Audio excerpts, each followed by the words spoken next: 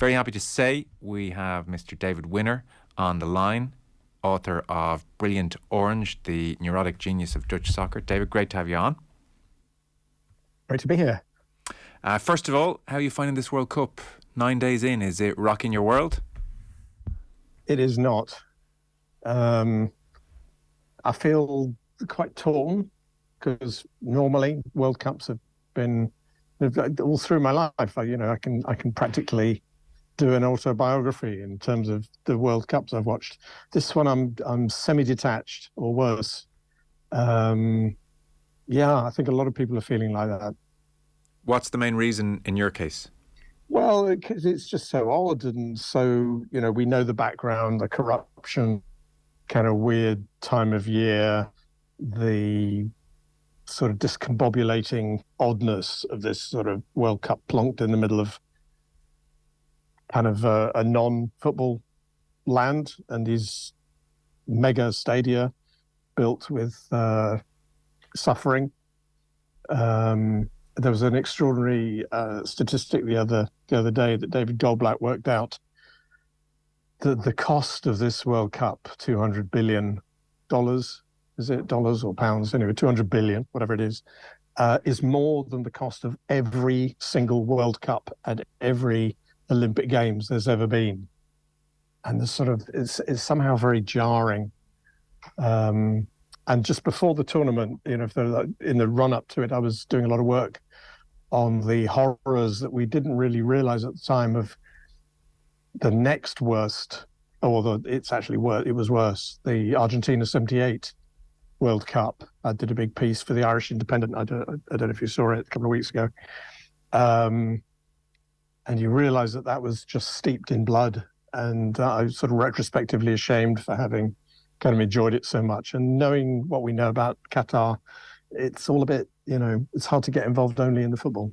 Yes, I don't think you're alone in that sense, and it's hard to disagree with any of those reasons. And even on the cost, I remember being at the World Cup in Brazil, which cost 19 billion, and that at the time was a great scandal, and there was criticism of this being one of the great money laundering operations that we had ever seen, and that is number 2 on the list of World Cup costs, so it's quite a way short of 200 billion.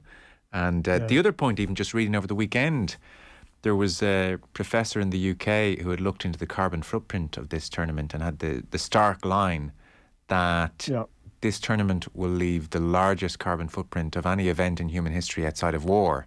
So there are quite a few aspects to stop you losing yourself in the football the way you might otherwise. Yes. And the stadia, some of the games, they have sort of normal looking crowds. The Brazil game, the Morocco beating Belgium, the crowd was full and obviously engaged, and some of the other games as well. The Saudis beating Argentina, but a lot of them, the atmospheres look very peculiar, and it reinforces the feeling that I've had for some time, actually, not just with World Cups, but with top football generally, that increasingly it's designed to be consumed by screen, and the people in the stadiums are the studio audience, and the authorities kind of regard them with sort of the same degree of contempt as they do studio audiences on telly. And I guess that Qatar is just accelerating that process. It's certainly not the first event that has been like that, but it really brings it into sharp relief. Yes. And again, that's very alienating if you sort of grew up in an old-fashioned, obsolete. I would think that FIFA now sees it as football culture. In this part of the world, we're keeping a closer eye than usual on the Dutch and on the French, given that they'll be part of our European qualification group next year. Right. The French, obviously very high profile, and this feels like Mbappe's tournament in many respects. The Dutch, you can give us more of a steer on. So they've cruised through Group A. They beat Senegal 2-0 in the opening game. They drew 1-1 with Ecuador, and they beat Qatar 2-0 today. Goals from Cody Gakpo and Frenkie de Jong. On Cody Gakpo, I know Manchester United were linked with him. in recent times. He has scored 3 They're goals. supposedly talking terms at the moment. That it sounds like it's a done deal. Okay, again, don't know if that's true or not, but yeah. And you can see, is this guy at 23 a super hot prospect, or is he just having better than usual tournament? He's a hot prospect. I wouldn't say super hot. And Ten Hag would know him very well from the Dutch league. Top scorer there. I say last season because that's what normally happens during a World Cup. Because you say, but I can't even remember if it's this season or last season. But anyway, top scorer. Clearly a very talented player. He's not. You wouldn't think he's not in the same league as some of the great Dutch strikers of the past, Van Basten, Bergkamp, and Percy Robin, people like that, Van Nistelrooy. But Van Ten Hag obviously thinks he's worth acquiring. I mean, he paid a crazy amount of money, I thought, for Anthony, but he knew him well. Anthony is coming on as a sub, basically, for Brazil. Blessed with so many great creative players and strikers. But yeah, I mean, he's a good player. Not world shaking yet, but he could develop in that. Was he 23 now, I think? Yeah, 23. Yeah, so we've probably seen the shape of what he can do. And he's having a good tournament, that's for sure. But then Holland haven't played any really good teams yet, and they've been very underwhelming, I must say. They struggled. They were flattered by the 2-0 against against Senegal, and then they really had trouble against Ecuador. They were out-muscled, out-thought to a large degree. They couldn't cope with the Ecuadorian press. I mean, not the journalists, the pressing on the field.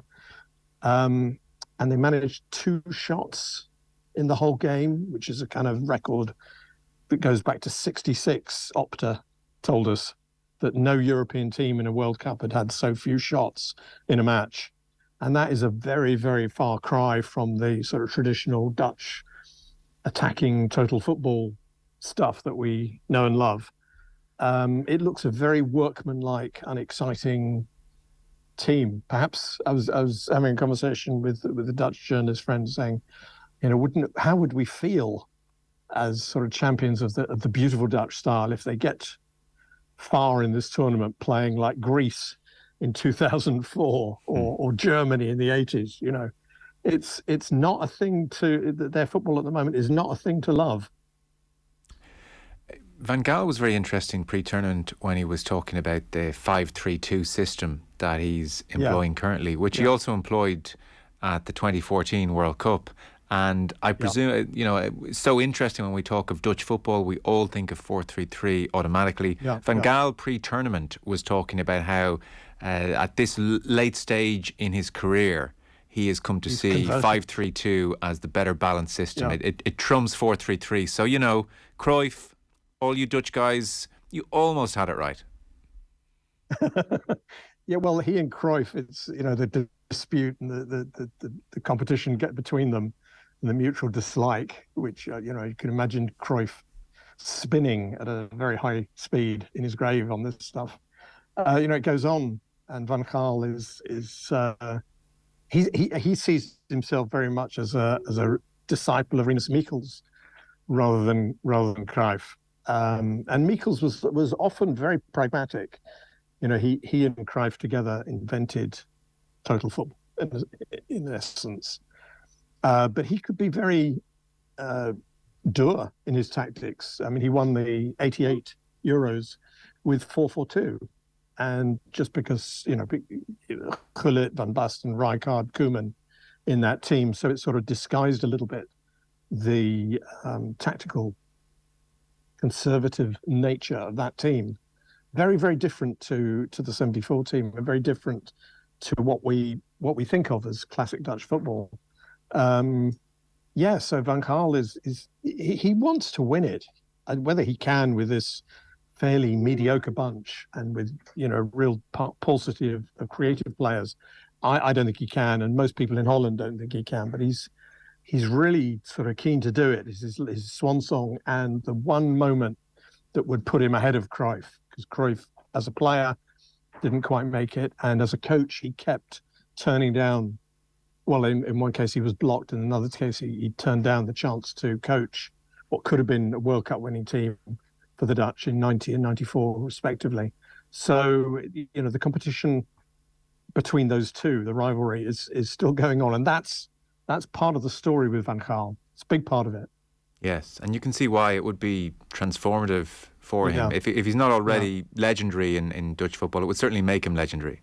Well, it puts him up there at the top or at joint top, which he, at the moment, he's always considered a bit lower down than Cruyff. Gets all the adulation and the worship, frankly. And this is I'm trying to think of it in religious terms. I can't exactly. But it would be, like Jesus being supplanted as the sort of key figure in Christianity. Which would be quite something. It would be quite a thing. And but in the early days, it wouldn't have been such a thing, perhaps, in the early centuries. I mean, because I'm working currently, my head is full of this stuff because I'm working on a sequel to Brilliant Orange. The working title is Cruyffianity, because that Cruyff has his apostles and disciples and his idea spreads, in the way. So that's the building will close in 10 minutes. I'm in the British Library at the moment. Oh, very good. Mark is down to talk to you about that book. That sounds fantastic. Well, it's when I've finished it. Okay, 2028. We'll talk to you about the. Yes. So it's notable. I mean, a lot of very familiar names to us when we look at the Dutch starting 11. You've Virgil van Dijk in the heart of defence. Nathan Ake is alongside him. Dumfries as one wing back. Daley Blind, of course, is another. You've got Frenkie de Jong in midfield. Memphis Depay up front. We've just mentioned Cody Gakpo at 23, who's having a breakout tournament on the global stage. Certainly, is the sense even in the Netherlands that this is a workman-like group? There's no great opinion out there that Van Gaal isn't getting the most out of them. There is an understanding they're not the most creative bunch. There's an understanding that they're not so creative, and I think they're being a little bit pragmatic also. They weren't expecting great fireworks, but they were expecting a bit more entertainment, a bit more flourish, a bit more elegance, really. But then you look at all the other European teams, and possible exception of Spain and France, possibly only France and Brazil, everybody else is looking pretty workmanlike and struggling as well. I think there's two main things. One is, that the European teams haven't had a proper preparation time. And secondly, pretty much every team, Qatar is an exception, and they really looked out of place quality-wise. Every other team almost has a big bunch of players playing in Europe. It's in some ways it looks like a very internationalized, across every continent World Cup, but it's also a very European World Cup because everybody basically who's there, not everybody, but a larger number in the past, plays in Europe. And so there's a homogenization that's taken place. Everybody's basically playing in the same way. They all have the same idea of football. It used to be a nice thing, I thought, that that Argentina would play in their way and Brazil in their way, and Germany would be, dour and hardworking and impossible to beat, and the Italians would be their style. Everybody now plays the same, and it's a shame. Yeah, I agree. All the fun stereotypes are gone. We don't want you to be thrown out of the British Library. It wouldn't be becoming for a renowned author to be chucked out. So we'll draw the conversation to a close. By the way, USA have just taken the lead against Iran. So as things stand, early in the evening, it would be the Netherlands against USA. So we'll see how it plays out. A replay of the last World Cup women's final. Not a replay, but a kind of an echo or something. Yes. Well, we'll see how it goes. I suspect maybe a twist in the tail in that USA-Iran game. But they are 1-0 up the US with half-time approaching. David, thanks so much. Let's put a pin in it there. We might see how the tournament plays out and check in again in due course. Thanks so much. Okay, take care. Bye-bye. Cheers. David Winner with us there, live on the line. He is the author of Brilliant Orange, the neurotic genius of Dutch soccer. And as you heard there, working on a new book, which I'm sure will be great as well. It's 0-0 between Wales and England, 50 minutes on the clock. First half, extra time, obviously quite lengthy in all these games. And like I said, USA 1-0 up against Iran, which does put the US into second spot. Our football show coverage is brought to you by Sky. All the football you love in one place across Sky Sports, BT Sport and Premier Sports.